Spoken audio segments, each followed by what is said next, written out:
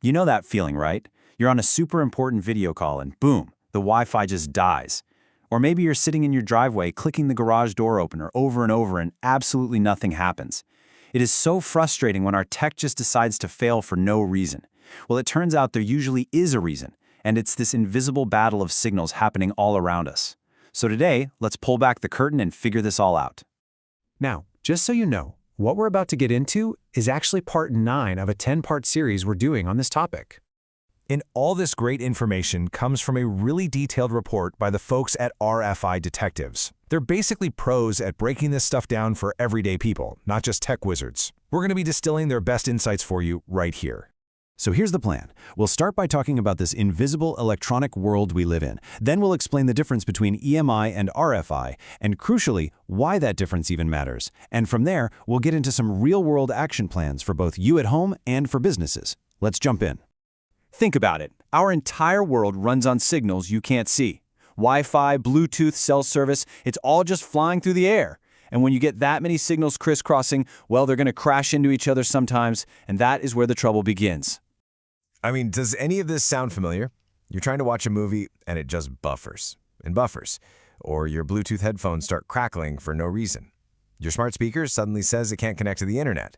Yeah, these aren't just random tech tantrums. There's almost always a cause, a culprit hiding right in plain sight. Or, well, in plain air. So let's name these culprits. The two big terms you got to know are EMI and RFI. They sound almost the same, but really getting the difference between them is the secret to fixing all those annoying glitches. Okay, first up is EMI, which stands for electromagnetic interference. This is the big one. It's the umbrella term for pretty much all unwanted electronic noise. The report uses this awesome analogy. Picture an entire orchestra where a bunch of different instruments are all playing horribly out of tune. It's just a big, chaotic mess of sound. That's EMI. Now, inside that noisy, out-of-tuned orchestra, you have RFI, or radio frequency interference. RFI is a very specific type of EMI. It isn't the whole orchestra making a racket, it's just one specific instrument, like a single violin, screeching away on all the wrong notes. RFI is what specifically messes with our wireless stuff, things like Wi-Fi, Bluetooth, GPS, you name it. And this leads us to the golden rule you need to remember. It's super simple. All RFI is a type of EMI, but not all EMI is RFI, right? That one screeching violin is definitely part of the noisy orchestra, but the entire racket isn't just coming from that one violin.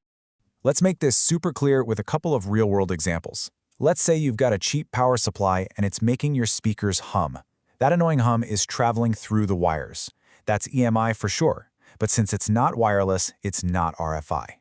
Now, what if your neighbor's Wi-Fi router is on the same channel as yours and it's slowing you down? Well, that's happening wirelessly, through the air. So bingo, it's RFI, which also makes it a type of EMI. See the difference? It's crucial. Okay, so why are we hammering this point home? Because knowing what kind of interference you have tells you how to fix it. It's all about finding the right tool for the job.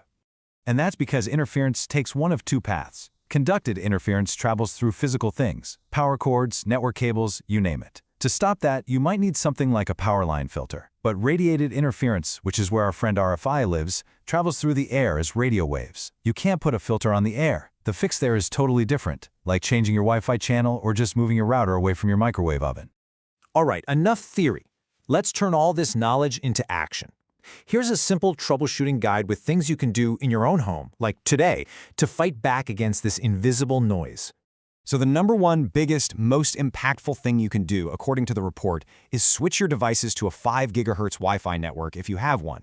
The standard 2.4 GHz band is it's jam-packed. It's like a single-lane road at rush hour.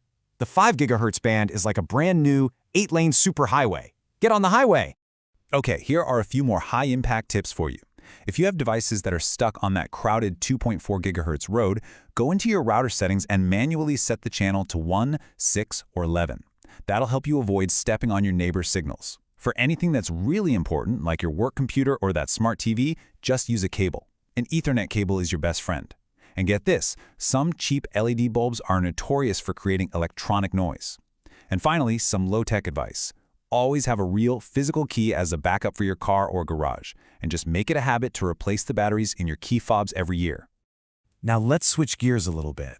In a business, the stakes are way higher. Interference isn't just annoying, it can hit your security, your safety, even your bottom line. So the solutions have to be a lot more strategic. For any business leaders out there, you've got to think ahead. Before you even sign a lease on a new office, get a professional RF site survey done to see what the invisible environment looks like. For your most critical systems, never rely on just one connection. Have backups, like a wired connection and a cellular one. And this one is huge.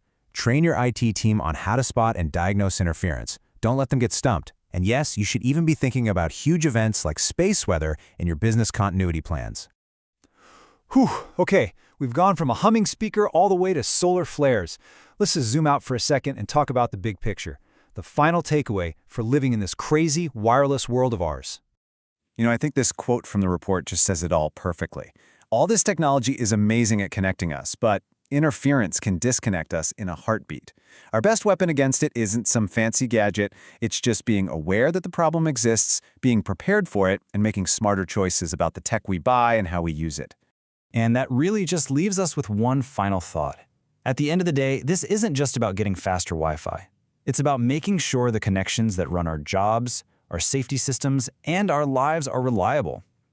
So as our world gets noisier and more crowded with signals every single day, the question is, how will you protect the connections that matter most?